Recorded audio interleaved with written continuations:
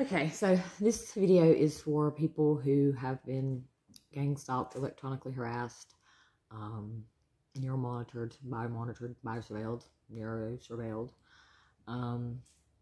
gang stalked. Did I say that already? And this video is going to be about how I was able to, at least for now it seems, break free of the physical gang stalking, mobbing part of it, like out in public, the street theater. The electronic harassment part of it, the voice of God technology, electronic harassment, and the bio-surveillance and the neuro-surveillance. Somehow I was able, I know how now, I was able to break free. I've been watching videos on this channel called the Gangstalking Attention and Awareness, I believe, and I found them through a group on Facebook. And has some really good videos in there. They only have 200 something subscribers, but I was watching one of the videos about how to break free of gang stalking or whatever, and it was talking about your neural pathways in your brain. And I noticed that I have apparently, well, you know, I'll start my story like this. I'll start from the point of where, right up to my mental break, and then my involuntary commitment, to be involuntary commitment, injunction by a judge to be involuntary committed for 5 or 6 days. It was for observation. It was just a big experiment there. So, okay, the episode started happening, and I'll go back to the time before the torture started happening at the end of my story, because that's kind of part of the solution. Started noticing the street theater, started thought broadcasting things I would think would just pop up on the news feed that it would show me, hearing the voice in the head and stuff. All these episodes started happening, and I started noticing it, and it's definitely something to do with the AI and the 5G, but the mind control, the reading of your thoughts. I know the first time I noticed, my first episode was just coming up on a year ago, and it'll be Super Bowl of last year will be the first episode. And then it got to the point to where I finally heard the voice that told me, and it was in my bathroom, and it said it was coming from my Bluetooth speaker that I have. It's a light bulb, but it's also a speaker. And it was, the communication style was that there was a feeling there was somebody else on the other side of the communication that was transmitting it to me in my head. And it was letting me know that it could read my thoughts and that I could communicate back with it. It even got into specifics with integrating, teaching me how to breathe with my breaths and integrate it with different clicks and ticks to communicate with it. And it just kept coming episode after episode. It would get worse and worse and worse. And I was projecting it out on my family, because the whole gang stalking thing, the physical gang stalking thing, and I believe that the AI kind of gang stalking thing, but the thing that's going on with the AI and the neural monitoring and bio-surveillance, it's see, I lost my train of thought. Anyway, it all culminated up to one. Oh, it's designed to make you suspect your family or your friends or the people that are closest to you. And see, I was projecting out on my mom and my dad, my family, like flipping out, and you know, it scatters, it gets the EEG, it gets the copy of your neural pathways. It's already got that mapped out through the AI and machine learning, things like that. But it was like every day I would wake up, it was a drive in my head to dig for more and more stuff, but I didn't really have any kind of logistical organization of what I was digging for, but it made me suspect my family members and things, and that's what it's designed to do. So eventually it got to the point where my mom had to call the ambulance, call 911 on me, because I was just flipping out and they couldn't take it anymore. And I don't recommend, try your best to not project it on, it's not your family, usually it's not your loved ones. It's just designed to make you think that. You kind of get it all twisted in your head, and it doesn't register right. Well, they called 911. I refused to go with the ambulance to the hospital in my county. My mom and dad they left, the ambulance left, and my mom and dad ended up driving me down to Catawba County Hospital, where they took me in the ER, and this was right at the beginning of COVID coming out last year. And so that was the very beginning of the experiment there at the Catawba Memorial Hospital.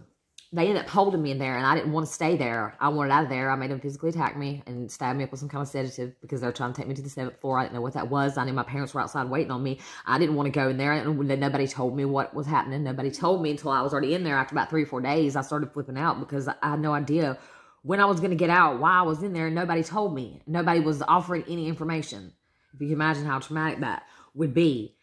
Finally, after I flipped out, I got a nurse to tell me that it was a judge injunction for me to be involuntary committed for observation. And little to my surprise, well, after they tackled me and stabbed me up with the sedative or whatever it was she stuck me with, I don't remember my trip to the 7th floor of that hospital because I woke up in one of the beds on the 7th floor to them injecting me with Invega, which is an antipsychotic shot.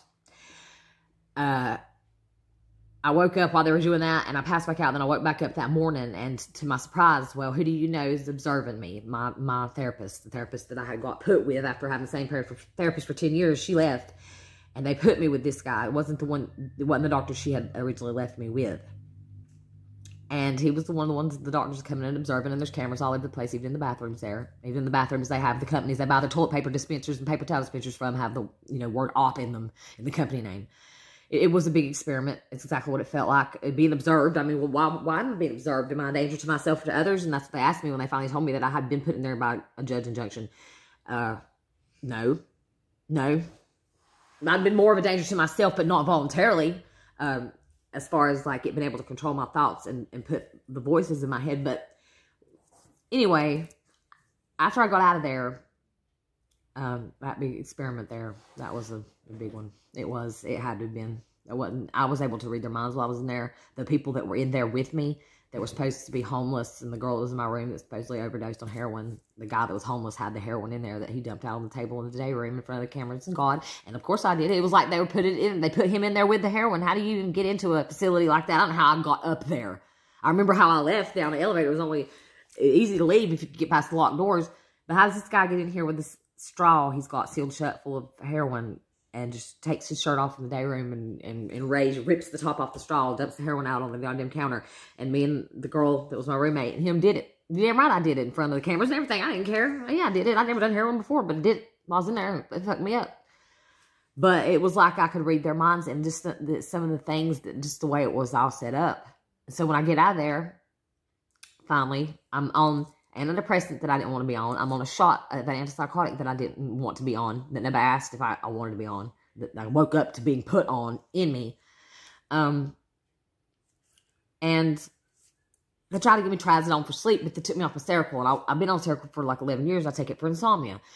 Well, fussing with the doctor, the one that observed my doctor, observes me. And also my daughter found notes that my mom had been taking at her house while I was in the hospital. They kept my daughter for me, and she found notes that my mother had wrote about, I guess, what my doctor had been asking. Because she was able to call, like, on three-way to my doctor and talk to my doctor about my stuff, my medical stuff, without me signing anything against HIPAA laws somehow. She'd been writing down, I guess, what he'd been asking her, like, what I would say when I flipped out, what I had been, talking about, looking at on the internet. And this is what got my ass put on the watch list anyway, was, digging around, just finding out things, putting things together. I guess they didn't, it tracks your IP address, it tracks you, it gets you flagged. So anyways, I noticed when I got out, I had I have a note over here so I can remember what it's called. It's a symptom of schizophrenia or major depression. It's like a effect. It's called anhedonia. Anhedonia, and it is you can't. When I got out of there, I couldn't feel any kind of a pleasure in life from any of the things that I did before. It was like a flat line, like 0 point energy, like nothing. Like life held no pleasure, nothing. There was no drive to do anything. It's not like depression. What it comes from is an effect of trauma, mental trauma. It's the after effect of either major depression or a nervous breakdown. And it feels like there's just no joy. Just don't do anything. Nothing feels the same. Nothing feels like anything. It's just flat effect of just blah. And it was really, really bad. And I'm not telling anybody what to do, but if you go that far as I did, is to get, I wondered, why has this stopped? Why do now? Because I stopped taking the antidepressant after about a month or two of it. I didn't want it anymore because it kept me from feeling anything at all. And I was already feeling lack of no pleasure or joy in anything that I did previous to my, involuntary commitment. But I came back out. I still had some residual effects from the electronic harassment. I still couldn't watch certain things on TV. I couldn't read certain things. I couldn't watch other people talk about being gang stalked. It would cause like a physiological effects on me, like panic attacks and things like that. But I noticed the street theater stopped. I'm not being watched anymore physically or gang stalked anymore physically. The electronic harassment has stopped. The voice stopped. All of it stopped. And I've been wondering, how does it just go away? Because it's not the medication. I stopped with the antidepressants. And I stopped. I told him, and I finally stood up for myself and told my doctor I don't want to take that monthly shot of Invega. That I just want my circle back from the sleep. And that's what I got. So I'm only on the circle now. And I didn't tell him I ain't taking my antidepressants. I'm going to tell him Wednesday when I go see him. Because it didn't let me feel anything. So I started able to feel my emotions again after I took myself off the antidepressants. But I was like, still, I took myself off the medication, and all the signs and symptoms of the schizophrenia that were there before with the gang stalking and all those things are gone now. There's just poof, it's left me alone. Well, how is that? You know, you can't say it's because I've been put on medication and I'm crazy, because I'm not on the medication anymore. But I was listening to the video about the neural pathways on the Gang Stalking Attention and Awareness channel. They've got a map of your neural pathways because they've got your brain EEG map there by your biometrics and through the AI on the phone. And they, you know, so it's like your digital clone somewhere with the same, it's the EEG of your brain and how it functions and its neural pathways, right? So they've got a map of that. Well, a way to get around that, to get it to stop what it made it sound like in the video, is they've got that map of your brain with its neural connections in it, how it is when... So think about from the time that you started experiencing symptoms and signs of gang stalking and electronic harassment and all that, they've got it mapped out. To get around that and bypass that, I think what you do is you change your neural pathways yourself, and it's hard. It's like tedious, especially if you have that anhedonia after a schizophrenic break or psychotic break or mental trauma or depression, where you have no pleasure in doing activities or anything like that you used to do. You have to change you can change your neural pathways, and you can shut some of them off, and you can alter some of them, and you can make new ones. And how I did it was, I guess what I started doing was I couldn't watch certain things and couldn't read certain things because it would exacerbate it. That slowly goes away, and I started getting my memories back as to what I was researching before my break. But you're able to, what I did was I had to make myself, okay, so like, I hadn't exercised or walked or took care of my body health-wise. I mean, I've had gastric bypass surgery and lost 190 pounds, but I never exercised because I had a bad surgery. I'd have another one. It was like I almost starved to death pretty much. It wasn't from exercise. But it's been like 11 or 12 years since I ever did Weight Watchers. I'm not doing Weight Watchers now, but I made myself go outside every day and walk. And I started in 15-minute increments, and then I started doing 15 minutes 2 times a day, right down here at the school. It's in walking distance. And little by little, I made myself go outside, make sure I was outside walking or doing something active. And it sucked because I had to force myself to do it. And I didn't want to do it. Now this has been a 9-month process. We're coming up on a year here. And so, yeah, it's like I had to force myself to do it. I didn't get any pleasure out of it. I hated it. It was something that I never did before, though. It'd been 12 years since I'd done it. So it was kind of like refiring an old neural network of activity, my activity from like a long time ago. Because, you know, I was on Weight Watchers. I used to be addicted to exercise. Like, I'd feel bad if I missed a day without working out. You know, it felt good to exercise, and I didn't want to miss out on it. And then I let myself slip back into bad habits. And but now it's getting to the point where I feel guilty if I missed it, but I like the endorphins and the rush of the exercise. It's good for your brain. It's good for your body to go outside.